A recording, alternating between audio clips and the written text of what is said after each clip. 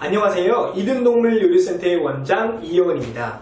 오늘은 경련을 보이는 환자에서 머리 안쪽 이상에 의해서 발생하는 질환 중 주로 어린 나이에 발병하는 질환인 뇌소두증에 대해서 알아볼 수 있도록 하겠습니다.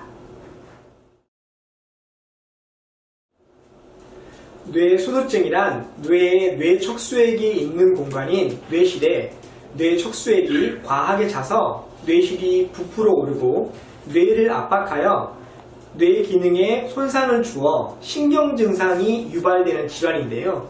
주로 선천적인 원인으로 발병하지만 후천적인 머리 쪽 충격 및 뇌 실질의 다른 질환에 의해서도 발생할 수 있습니다.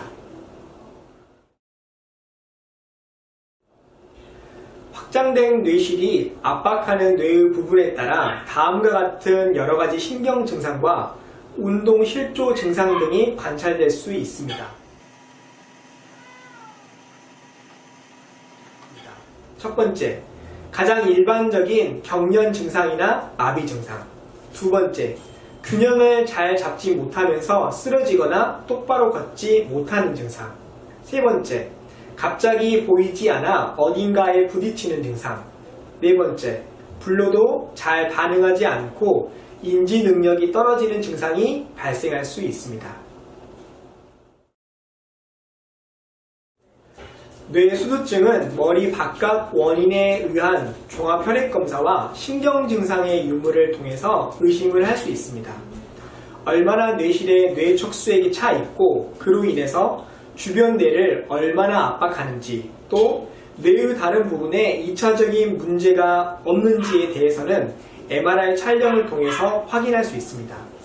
여기서 중요한 부분은 신경 증상이 너무나 지체될 경우에 상태 악화로 적절한 촬영 시기를 놓칠 수 있기 때문에 머리 안쪽 이상이 의심될 경우에는 수의사 선생님과 상의하여 적절한 MRI 촬영 시기를 결정하시는 것이 중요합니다.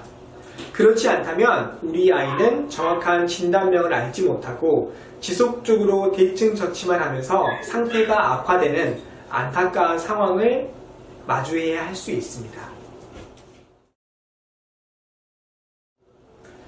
우선적으로 현재 증상이 있는 경우라면 삼투성 인유제를 사용하여 뇌에서 물을 빼주는 처치를 받고 증상이 멈출 수 있도록 해야 합니다. 이 경우 몸에서 물을 빼는 약물을 사용하기 때문에 수액을 맞으면서 탈수 증상이 발생하지 않도록 해야 합니다. 이후에는 증상이 다시 재발하지 않고 증상이 없던 평소의 생활을 하기 위한 내과적인 처치를 할 수 있습니다. 내과적인 약물 처치에는 뇌척수액의 생산을 감소시키는 약물, 몸에서 물을 빼는 인유제 등의 조합을 사용하여 경련이 간헐적으로 발생될 경우에는 항경련제까지 처방할 수 있습니다. 위의 처치에 대해서도 호전 반응을 보이지 않고 증상이 지속된다면 뇌실 내에 과도하게 축적된 뇌척수액을 뇌실 카테터를 통해서 복강내로 우회시켜 뇌척수액이 일정량 이상 차지 않도록 해주는 수술적인 교정 방법을 사용할 수 있습니다.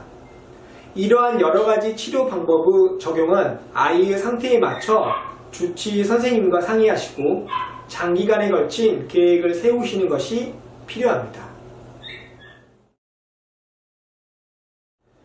뇌소두증은 주로 치와와나 말티즈 및 요크셔 테리어 같은 소형견이면서 머리가 둥근 돔 형태의 아이들에게 자주 발생합니다.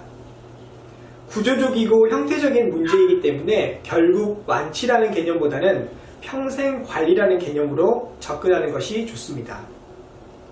어린 아이들이 보호자분을 따라다니면서 무심결에 다치는 문에 머리를 박아 증상이 발생하는 경우도 있어 위후 위험성이 있는 아이들이라면 후천적으로 머리에 충격을 주지 않도록 조심해야 합니다. 뇌척수액의 생성을 감소시키는 약 중에서는 스테로이드가 포함됩니다.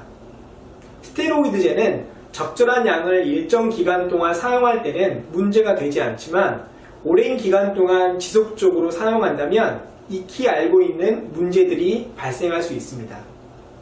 따라서 지속적으로 먹는 약보다는 소위 말해서 머리에서 물을 빼는 치료를 주기적으로 받는 것을 추천드립니다. 일주일에서부터 한 달까지 적절한 기간 동안에 한 번, 이런 식으로 주기적으로 병원에 내원하여 수의사와 선생님이 상태를 확인하고 머리에서 물을 빼는 처치를 하는 것이 장기적으로 볼 때 약을 통해 아이에게 몸을 망치지 않고 보다 안전하게 관리할 수 있는 방법입니다.